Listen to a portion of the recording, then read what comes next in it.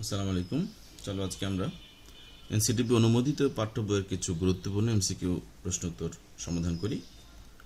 Topics হচ্ছে আহ্বয় নীতি ও হুন্ডের নীতি। আমরা জানি আহ্বয় নীতি হলো ইলেকট্রন প্রথমে নিম্ন শক্তির স্তরে প্রবেশ করবে, তারপরে উচ্চ শক্তির স্তরে প্রবেশ করবে। নিম্ন শক্তি স্তর পূরণ হয়ে গেলে তারপরে সে উচ্চ শক্তি স্তরে প্রবেশ করবে। আর হুন্ডের নীতি হলো সমশক্তি সম্পন্ন অরবিটালগুলোতে ইলেকট্রন এমনভাবে সজ্জিত হবে যেন তারা সর্বাধিক পরিমাণে বেজের অবস্থায় থাকতে পারে। তো এই হুন্ডের নীতি আমরা জানি এস ব্লক অথবা এস অরবিটালের জন্য প্রযোজ্য নয়, কারণ এটি কেবলমাত্র প্রযোজ্য হলো সমশক্তি সম্পন্ন অরবিটালগুলির ক্ষেত্রে। যেহেতু এস অরবিটালে একটি মাত্র অরবিটাল রয়েছে, তাই এখানে হুন্ডের নীতি প্রযোজ্য হবে না। চলো আমরা শুরু করি। বলেছে উচ্চ শক্তির অরবিটাল নিচের কোনটি? তার মানে উচ্চ শক্তির অরবিটাল কোনটি আমরা জানতে চেয়েছি। আমরা জানি যে শক্তির উচ্চ অথবা নিম্ন আমরা হিসাব করি মূল কোয়ান্টাম সংখ্যা অর্থাৎ প্রধান কোয়ান্টাম সংখ্যা এবং সহকারী কোয়ান্টাম সংখ্যার যে মান তার যোগফল দেখি। যেখানে যোগফল বেশি হবে সেটি শক্তি বেশি হবে, যেটার যোগফল কম হবে সেটির শক্তি কম হবে। এখানে 4f দেখো, 4f হচ্ছে আমরা জানি 4f SPDF 0 1 2 3। 4f মানে 4 প্লাস 3 7, ঠিক আছে। তাহলে 4f এর পরে রয়েছে 5s 5p এবং 6s। খেয়াল করো এখানে 5 প্লাস 0, এখানে 5 প্লাস 1, এখানে 6 প্লাস 0। তার মানে দেখা যাচ্ছে এটাতেই 7 সবচেয়ে বেশি এবং এই যে আমাদের 4fটি হবে আমাদের এখানে অ্যান্সার। তারপরে রয়েছে নিচের কোন অরবিটালের শক্তি সর্বনিম্ন হবে। ঠিক একইভাবে আমরা বের করতে পারবো যে 3 প্লাস 0 অর্থাৎ 3s, যেটি এটির মান হচ্ছে 3 এবং এটি সবচেয়ে কম শক্তির অধিকারী হবে। নিচের কোনটি শক্তির মান সর্বোচ্চ? শক্তির মান সর্বোচ্চ একই নিয়মে আমরা বের করব। প্রধান কোয়ান্টাম সংখ্যা এবং সহকারী কোয়ান্টাম সংখ্যার মান যোগফল যার বেশি সেই হচ্ছে সবচেয়ে বেশি শক্তি। নিচে যে ইলেকট্রন বিন্যাসে পলির বর্জন নীতি লঙ্ঘিত হয়েছে সেটি হলো কোনটি? পলির বর্জন নীতি মূলত আমার মনে হয় এখানে ওরা উত্তর করতে গিয়ে পলির বর্জন নীতি এখানে হুন্ডের নীতি হবে, ঠিক আছে। হুন্ডের নীতি হবে এখানে। হুন্ডের নীতিতে খেয়াল করো আমরা জানি যে শক্তি সম্পন্ন অরবিটালগুলোতে ইলেকট্রন বেজোর বেজোর করে থাকবে, তাই না? তাহলে এখানে দেখো বেজোর বেজোর করে ইলেকট্রন রয়েছে, আবার এখানেও বেজোর বেজোর করে ইলেকট্রন রয়েছে, এখানে বেজোর বেজোর করে ইলেকট্রন রয়নি। এইটি হচ্ছে জোর এবং এই দুটি হচ্ছে বেজোর, এবং এটির জন্য কিন্তু আমরা জানি হুন্ডের নীতি প্রযোজ্য নয়। হুন্ডের নীতি প্রযোজ্য নয়।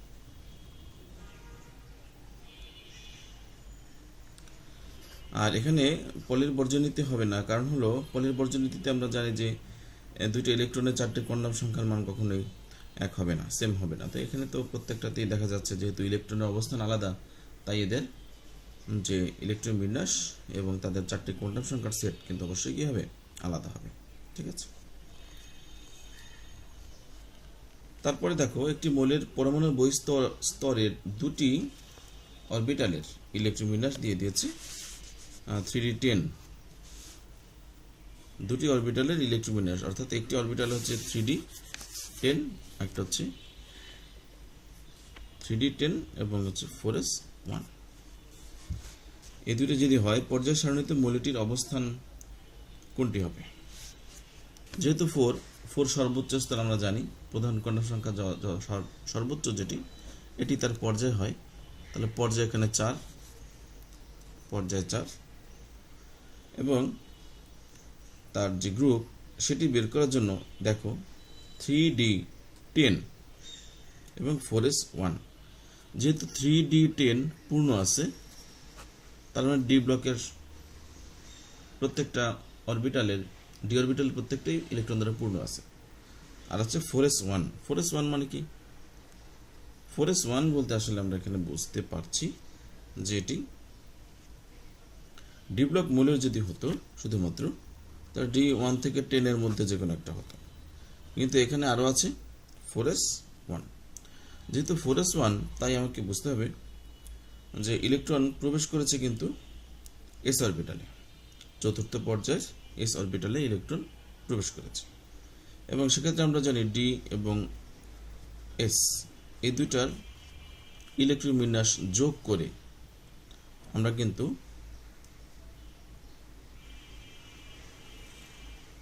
মোট গ্রুপ সংখ্যাটা বের করি। তাহলে এখানে দেখো 10 হচ্ছে গিয়ে আমার ডি অরবিটালে থাকা ইলেকট্রন এবং 1 হচ্ছে আমার 4s অরবিটালে থাকা ইলেকট্রন। তাহলে আমার 10 আর 1 যদি আমরা যোগ করি তাহলে 11 হয় এবং 11 হচ্ছে 11 নম্বর গ্রুপ হচ্ছে এটির অবস্থান।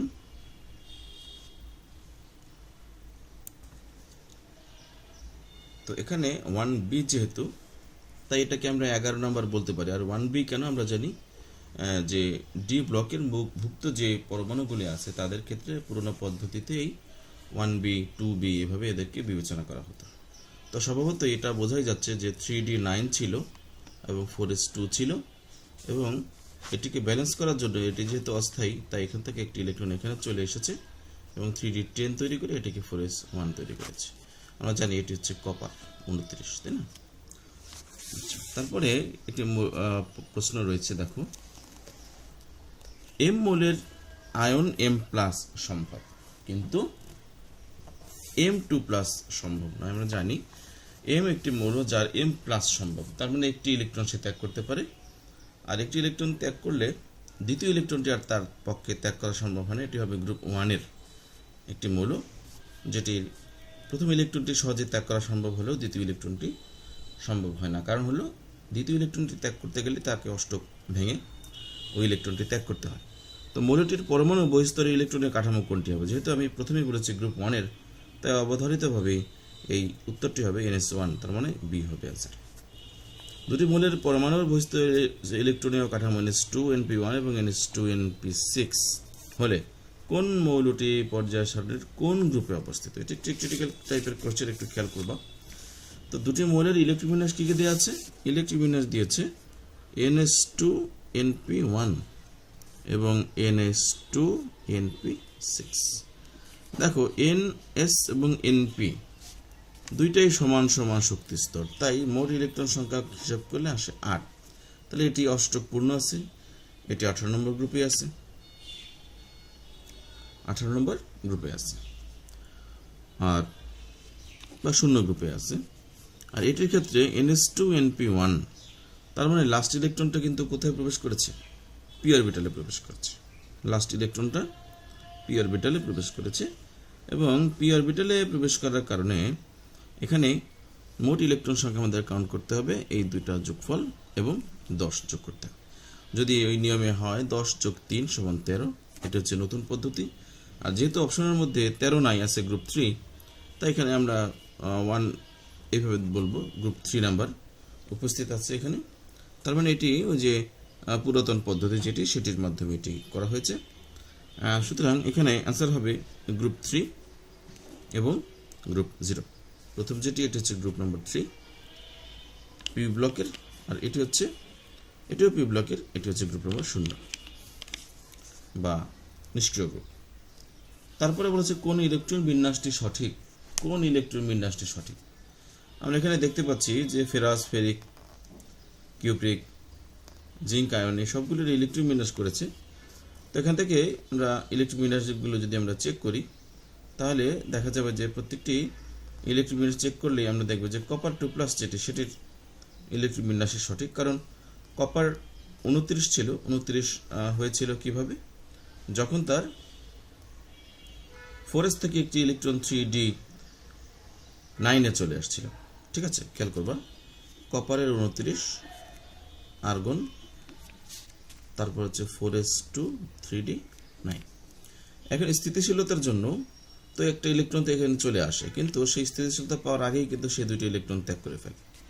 ত্যাগ করার কারণে এই দুটি ইলেকট্রন তার এখানে থাকে না, ফলে হয়ে যায় এটা আর্গন 3d9 এবং এটি হচ্ছে সি নাম্বার অ্যান্সার। আর বাকিগুলির ক্ষেত্রে খেয়াল করো, D4 এটা থাকে না, 4s এ রয়েছে ইলেকট্রন, কারণ আমরা জানি 4s থেকে একটি ইলেকট্রন এখানে চলে আসে এবং এটা তার স্থিতিশীল কাঠামো নয়। কেমন? তাই এখানে কত হবে? 24 হবে তার ইলেকট্রন বিন্যাস। কত হচ্ছে? 10, 12, 16, 18, 22, 24 ঠিকই আছে, কিন্তু D4 কিন্তু স্থিতিশীল নয়। ঠিক আছে, এটা স্থিতিশীল নয়, কারণ এটা হবে না। পরটা একই কারণে হবে না। জিঙ্ক তো আমরা জানি যে এখানে D8 রয়েছে, এটা তো ভুলই আছে। ঠিক আছে, তারপরে হচ্ছে ক্রোমিয়াম 3+ আয়নের ডি ইলেকট্রন সংখ্যা কত। তার মানে ক্রোমিয়ামের যে ইলেকট্রন ক্রোমিয়াম 3+, এইটার ইলেকট্রন বিন্যাসের ক্ষেত্রে আমরা দেখি যে ডি ইলেকট্রনের সংখ্যা কত হবে। ডি অরবিটালের ইলেকট্রন সংখ্যা কত?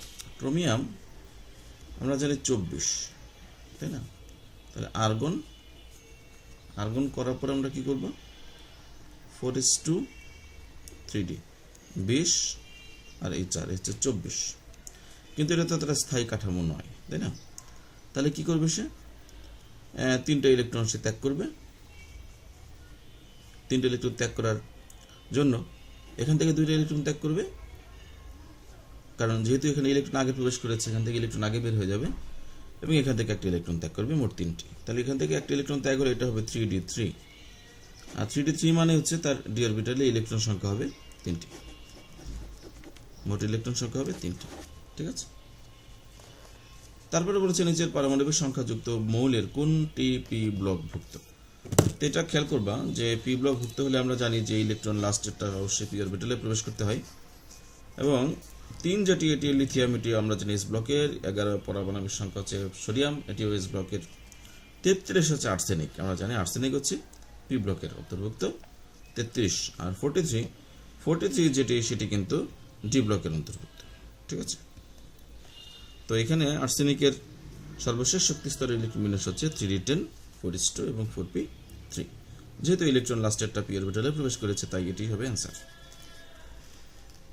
তারপরে হচ্ছে একটি ব্যতিক্রম ইলেকট্রন বিন্যাসের কথা বলেছে। আমরা জানি যে ল্যান্থানাইট যেটি 57, এটির ইলেকট্রন বিন্যাস 4f এ প্রবেশ না করে সর্বশেষ ইলেকট্রনটি 5d তে প্রবেশ করে, অর্থাৎ 4f এ কোনো ইলেকট্রন থাকে না, সেটি 5d তে চলে যায়, এবং এটি তার একটি ব্যতিক্রম হিসেবে আমরা চিনি। সুতরাং এখানে ব্যতিক্রম ইলেকট্রন বিন্যাস হচ্ছে ল্যান্থানাইটের। ম্যাঙ্গানিজ, ব্রোমিন এবং আর্সেনিক কোনটি তার ইলেকট্রন বিন্যাসের ব্যতিক্রম নয়। তারপর জিরকনিয়ামের ইলেকট্রন বিন্যাস, সেটা আমাদের পারমাণবিক সংখ্যা মুখস্থ থাকতে হবে, তাহলে আমরা পেরে যাব। জিরকনিয়াম হচ্ছে 40, তো ক্রিপ্টনের 36, 36 8 2 38, 8 2 হচ্ছে 40। তো এটি হচ্ছে তার ইলেকট্রন বিন্যাস। অধিক স্থিতিশীলতার জন্য কোনটি সঠিক? আমরা জানি অধিক স্থিতিশীলতার জন্য D9 বা D4 থাকলে সেটি D10 বা D5 এ পরিণত হয়, তার পার্শ্ববর্তী এস অরবিটাল থেকে ইলেকট্রন নিয়ে নেওয়ার কারণে। এ কারণে দেখো, অধিক স্থিতিশীলতার জন্য আমরা S1D10 এটাকেই কাউন্ট করব। S1D10 এটি হচ্ছে আমাদের কাঙ্ক্ষিত উত্তর, যে এস অরবিটাল থেকে একটি ইলেকট্রন ডিতে চলে এসে এটিকে স্থিতিশীল করেছে। নিচের কোন পরমাণুতে ডি অরবিটালে ইলেকট্রন আছে? এটা খুবই সহজ। দেখো, স্ক্যান্ডিয়াম হচ্ছে আমাদের, বোঝাই যাচ্ছে স্ক্যান্ডিয়ামে এটি একটি ডি ব্লক মূলক, নট ট্রানজিশন এলিমেন্ট, অবস্থান্তর নয়, এটি হচ্ছে ডি ব্লক, এবং এই কারণে এটি হচ্ছে এখানকার উত্তর। কারণ আমরা জানি স্ক্যান্ডিয়ামের ডি অরবিটালে একটি ইলেকট্রন থাকে। ঠিক আছে, তো এই ছিল মোটামুটি কিছু বেসিক প্যাটার্নের কোশ্চেন, যার সমাধান। আশা করি তোমরা এগুলো বাসায় চর্চা করছো। সবার জন্য শুভকামনা রইল। এতটুকু আজকে থাকবে। সবাইকে ধন্যবাদ।